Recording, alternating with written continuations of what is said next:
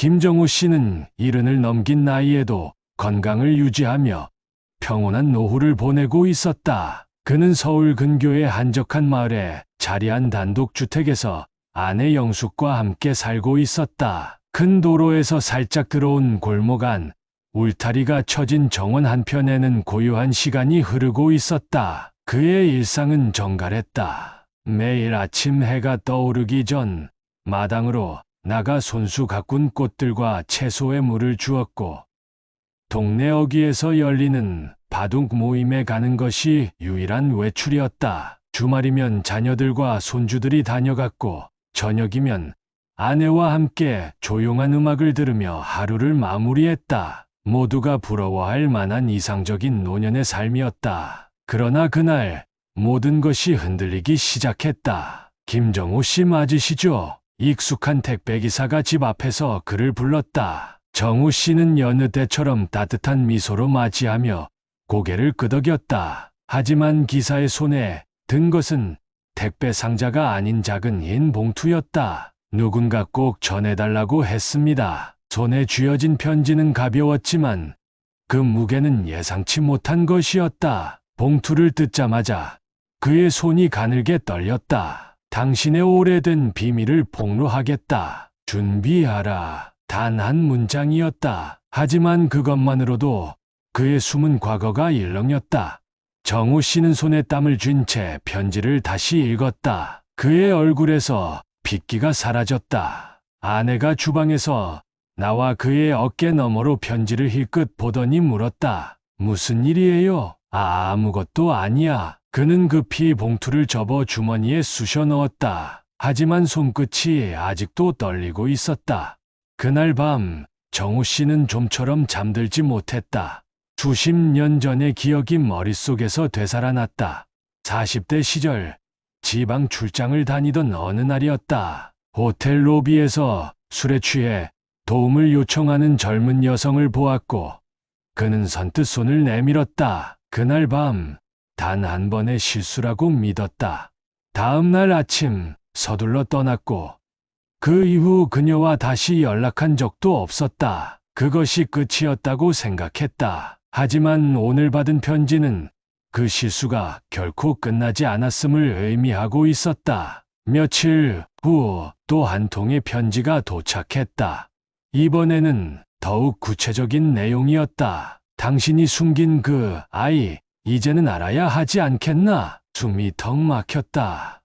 그는 그 일이 아이와 연결될 줄은 상상도 못했다. 만약 그것이 사실이라면, 그리고 그 아이가 이제 자신을 찾아왔다면, 정우 씨는 고민 끝에 편지에 적힌 번호로 전화를 걸었다. 진호밍 몇 번 울리더니 낮고 차분한 목소리가 들려왔다. 드디어 연락했군요. 그는 침을 삼키며 물었다. 누구십니까? 난 당신의 아들입니다. 진실이 밝혀지기까지 오랜 시간이 걸리지 않았다. 정우 씨는 결국 아내에게 모든 사실을 털어놓았다. 그녀는 처음에는 아무 말도 하지 못했다.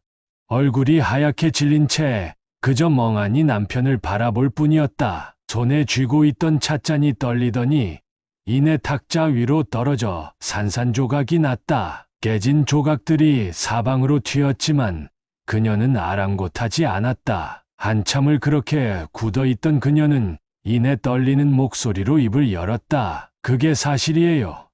믿기지 않는다는 듯한 표정.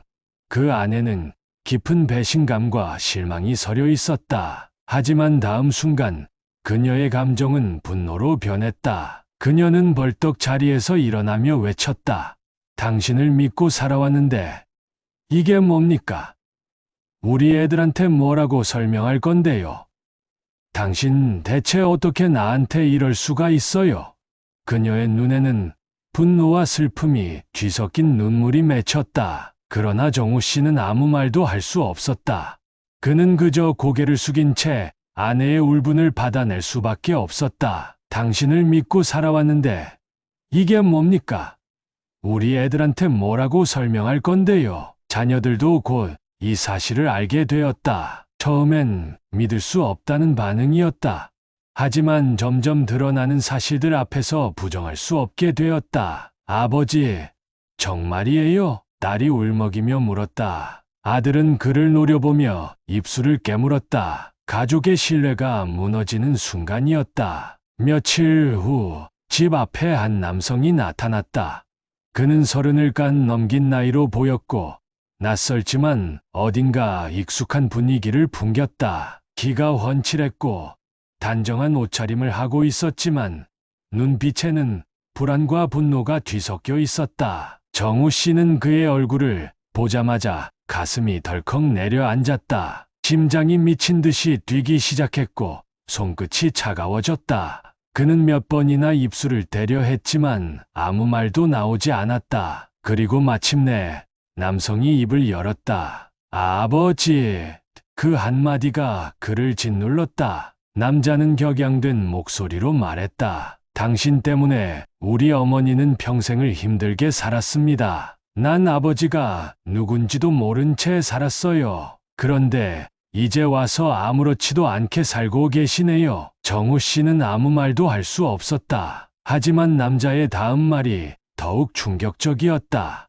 그냥 아버지로 인정해달라는 것도 아니에요. 난 힘들게 살았으니까 보상이라도 받아야겠어요. 어머니는 평생 고생만 하다가 병을 얻었고 난 제대로 된 교육도 못 받았어요. 당신은 아무렇지도 않게 평온한 노후를 보내고 있었겠죠.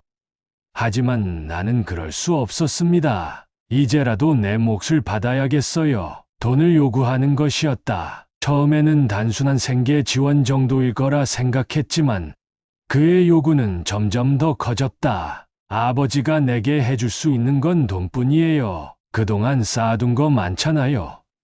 저도 이제 제 몫을 받아야겠어요. 그의 목소리에는 어딘가 불안과 조급함이 섞여 있었다. 당신이 편하게 살 동안 난 하루하루가 전쟁 같았어요. 그 대가를 치를 때가 된 겁니다.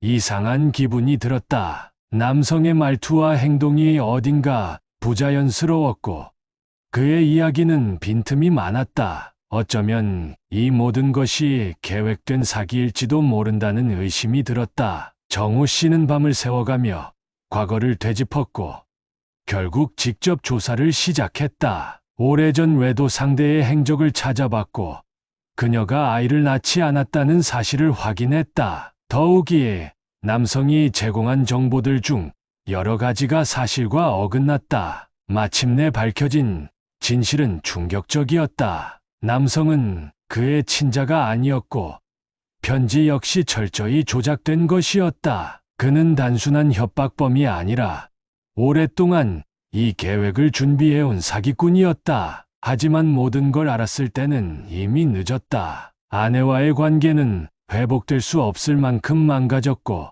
자녀들은 그를 외면했다. 그는 모든 것을 잃었다. 마지막으로 남은 것은 텅 빈 집과 고요한 정원뿐이었다. 그는 홀로 마당에 떨어진 낙엽을 바라보았다. 가을 바람이 스산하게 불어와 낙엽을 이리저리 흩날렸다. 마치 자신의 산처럼 한때 무성했지만 이제는 흔적만 남은 채 사라져가는 듯했다. 그는 천천히 몸을 숙여 낙엽 하나를 집어들었다. 손끝에서 바스락거리며 부서지는 감촉이 전해졌다. 마치 자신의 지난 세월이 그렇게 부서지는 것만 같았다. 바람은 점점 거세졌고 그는 깊은 한숨과 함께 낙엽을 다시 내려놓았다. 나는 무엇을 잃어버린 걸까? 무엇을 지켜야 했던 걸까? 그는 허망한 시선으로 떨어진 낙엽을 집어들었다. 손끝에서 바스락거리며 부서지는 소리가 들렸다. 그의 인생도 그렇게 부서져 버린 것 같았다. 그렇게 그의 노후는 외로움 속에서 끝나가고 있었다. 그날 밤 그는 조용히 서랍을 열었다. 오래된 가족 사진이 들어 있었다. 젊은 시절의 자신과 영숙, 그리고 행복하게 웃고 있는 자녀들의 모습. 그는 한 장씩 사진을 넘기며 깊은 한숨을 내쉬었다. 언젠가 다시 되돌릴 수 있을까? 그런 희망을 품었지만 모든 것은 너무 늦어버렸다. 안녕하세요, 여러분.